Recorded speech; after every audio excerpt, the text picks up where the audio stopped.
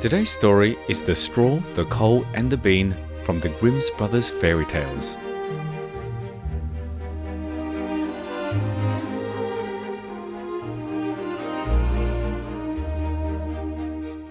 In a village dwelt a poor old woman who had gathered together a dish of beans and wanted to cook them. So she made a fire on her hearth, and that it might burn the quicker, she lighted it with a handful of straw. When she was emptying the beans into the pan, one dropped out without her observing it, and lay on the ground beside a straw, and soon afterwards a burning coal from the fire leapt down to the two. Then the straw began and said, "Dear friends, from whence do you come here?" The coal replied, "I fortunately sprang out of the fire, and if I had not escaped by sheer force, my death would have been certain. I should have been burnt to ashes." The bean said, "I too have escaped with a whole skin, but if the woman had got me into the pan, I should have been made into broth without any mercy, like my comrades. And would a better fate have fallen to my lot?" said the straw. "The old woman has destroyed all my brethren in fire and smoke. She seized 60 of them at once and took their lives. I luckily slipped through their fingers." "But what are we to do now?" said the coal.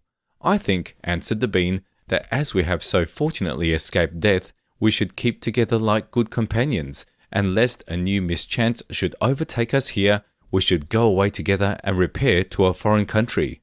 The proposition pleased the two others, and they set out on their way together.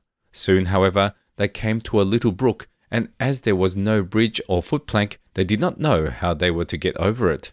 The straw hit on a good idea and said, "I will lay myself straight across, and then you can walk over on me as on the bridge."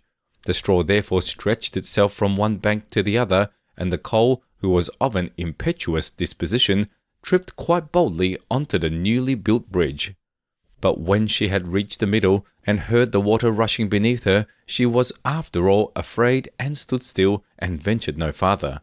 The straw, however, began to burn, broke in 2 pieces, and fell into the stream.